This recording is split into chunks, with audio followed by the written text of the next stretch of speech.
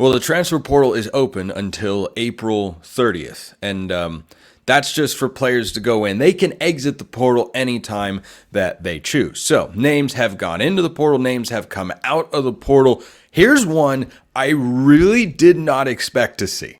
Colorado running back Dylan Edwards has decided to enter his name into the college football transfer portal after just 1 year in Boulder. I'm Kevin Borba, host of Locked on Buffs, and I'm going to tell you everything you need to know about Dylan Edwards. His recruitment, it was a whirlwind. The number 224th player in the country, number 12 running back, and number 2 player in the state of Kansas. He committed to 3 different schools. Initially committed to in-state Kansas State, flipped to Notre Dame, and then at the last minute flipped to Colorado after Coach Prime was hired. He made an immediate impact for the Colorado Buffaloes during his freshman season, rushing for 321 yards and a touchdown while also adding 36 catches for 299 yards and 4 scores through the air. He's someone that could do a little bit of everything. He's super fast, ran track for Colorado, and this year was expected to play a lot more receiver than running back. According to Pat Shermer, they were going to use him a little differently just to get the ball in his hands in open space. If your team lands him, get him the ball in open space and let him do the rest. He will make people miss. He will outrun people, and he will make them look silly. Dylan Edwards is one of the hottest commodities in the transfer portal, and if your team gets him, they're getting one of the fastest players in the country, and they're getting a dynamic weapon, lightning in a bottle, everything in between. Dylan Edwards will be a star.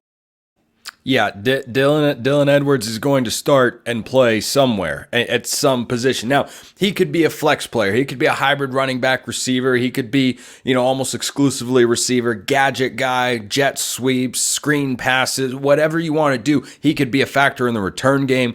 This guy can do everything. Now, I did not think he was going into the transfer portal. Now, Colorado did just add Dallin Hayden, the transfer from Ohio State. So maybe he looks at that as an obstacle to playing time. But given, as Kevin alluded to, the host of Locked On Buffs, a move to wide receiver, that struck me as curious. That struck me as curious, but someone is going to benefit from this move. Does this hinder Colorado? It removes a playmaker from an offense that has a lot of them. That's, I think, the most accurate and fair way to put it, which is, of course, how I always try to be here when talking about Colorado. It can be hard to find people that are, telling it like it is, being down the middle. I try to do just that. This is a move that doesn't radically shift my opinion of the Buffs, but if they were to suffer an injury in the backfield, say, to Dallin Hayden, or if they lost one of their receivers on the outside, then I would look and go, boy, Dylan Edwards could have helped there. Instead, he's going to go and help somebody else. So if your team gets him, that's a guy who has just got all class speed, all world speed. He is, as Kevin said, a track guy. Get him the ball and let him do the rest. That is a big time playmaker to have in the transfer portal. You know who blocks for guys like Dylan Edwards? Guys like this. Hey there, folks. It's me again, Kenton Gibbs with Locked On ACC. And I'm here today to talk to you all about Big Zach Owens, 6'6", 375-pound tackle out of Clemson, entering the transfer portal. Now, he was not a major contributor last year in his freshman year as he redshirted, only played about 13 snaps in total on offense. But I'm telling you, for a Clemson offensive line that already had some questions about their depth and talent overall, this is going to be a loss. And Owens is going to get plenty of interest in the portal. We're interested to see how all this plays out. And stay tuned with Locked On ACC, where we'll be sure to keep you up to date on all the latest happenings in portal combat. Kenton rocking the shades inside. My man is just too cool for school. Obviously, because Kenton is indeed one of the coolest cats around. But I think that Zach Owens going into the transfer portal is just going to be another marker. It's just another kind of, not feather in the cap, it's another chalk mark on a prison wall, perhaps, of, is this going to be another instance of, hey, Dabo Swinney, you got to utilize the portal. This is a guy who could have started this year, followed a more traditional recruiting timeline and trajectory, and guess what? Those are the guys that Dabo Swinney wants to have around the program. Doesn't really want guys that just come in as mercenaries in the transfer portal. This is the sort of guy, and he's transferring out. If Clemson has offensive line difficulties at all this year, remember this one. Remember this one right there. Speaking of offensive linemen, we're going to hear from another Locked On host about a big name in that particular position group. Jason Zandamela is a guy that committed to USC in the class of 2024. Clemson had a guy do this to them on the defensive side of the ball. And he's in the transfer portal right here, right now. Highly rated 4-star recruit, originally from the state of Florida. Zandamela has had Florida reach out to him. And he was someone who was the number 4 interior offensive lineman in the class of 2024.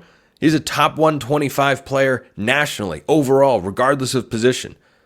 He never even took a snap at USC. What changed? I don't know. You tell me. I think USC is going to be good. I love what USC's done in the portal on the defensive side of the ball. But here they're taking a little bit of a loss. So he's from Florida originally. His recruitment came down to USC and Florida State, ended up choosing USC, so don't count out the Seminoles here to go after someone who will be a true freshman. This is essentially a new high school recruitment in the transfer portal, which is just weird, but that's where we're at in college football right now. But Florida reportedly had him on campus for a visit. This is one of the most highly coveted transfer portal targets right now, particularly when it comes to the offensive line. But another one who is going to land somewhere and make an impact out of Tuscaloosa. This is Jimmy Stein from Locked On Bama. James Brockermeyer, Alabama center, has entered the transfer portal. A little bit of a surprise. I don't think Alabama staff was surprised today by this knowledge. I think they knew this was coming as of recently. But it is a little bit of a surprise because Brockermeyer was such a big story this spring. Made huge improvements, up to 295 pounds. Size had always been a thing with James in the past, but now up to 295. Had a nice opportunity this spring because projected starter Parker Brailsford, the transfer from Washington, missed a lot of the back end of spring practice.